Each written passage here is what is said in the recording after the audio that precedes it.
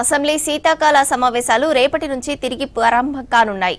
Palamuru Rangareddy project, Krishna Godavari నదీ జలాల వాటాపై వాడివేడిగా చర్చ సాగనుంది. రాష్ట్ర ప్రభుత్వం బీఆర్ఎస్ మధ్య మాటల యుద్ధం జరిగే ఛాన్స్ ఉంది. ఇప్పటికే పాలమూరు ప్రాజెక్టుపై హరీష్ తప్పుడు ప్రచారం చేస్తున్నారని ఫైర్ అవుతోంది అధికార పార్టీ.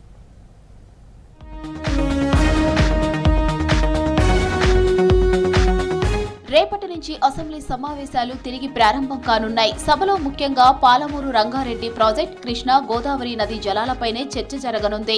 దీంతో పాటు మోదీ సర్కార్ మహాత్మా గాంధీ ఉపాధి హామీ పథకం మార్పుపైన సభలో చర్చించనున్నారు. ఇక అసెంబ్లీ సమావేశాలు జనవరి 7 వరకు కొనసాగించాలని గత నెల 29న బీఏసీలో నిర్ణయించారు స్పీకర్. అసెంబ్లీ పని దినాలు పెంచాలని, అన్ని సమస్యలపై చర్చించాలని పట్టుబడుతున్నాయి విపక్షాలు. దీంతో 6న మరోసారి సమావేశం కావాలని బీఏసీ నిర్ణయించింది. తదుపరి సభ పని దినాలపై బీఏసీలో చర్చించాలని నిర్ణయించారు.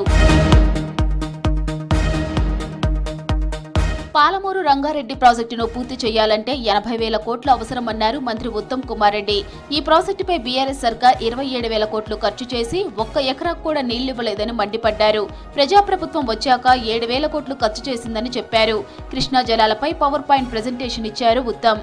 ఈ పాలమూరు రంగారెడ్డి ప్రాజెక్ట్ కాస్ట్ 35,000 కోట్లని, వాళ్ళ హయాంలో ఖర్చు పెట్టింది 27,000 కోట్లు.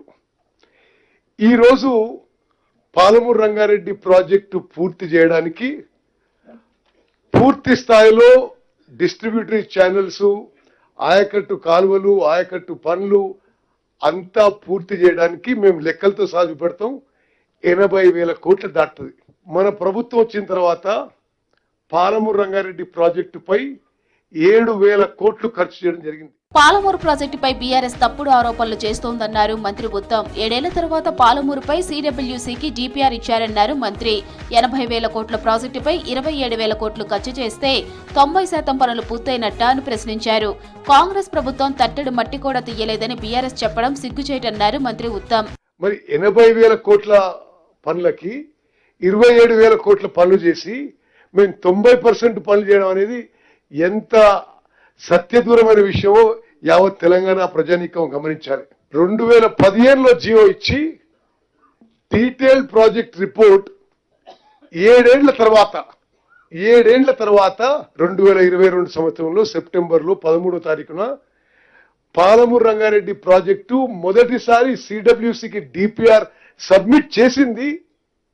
దాని ఖర్చు చూపెట్టిండ్రు 55,000 కోట్లు. 20 నుంచి 25 రోజుల పాటు సభలు నిర్వహించాలని ప్రతిపక్షాలు పట్టుబడుతున్నాయి. అయితే సభ ఎన్ని రోజుల పాటు జరగాలనేది 6న జరగబోయే బీఏసీ సమావేశంలో తేలనుంది.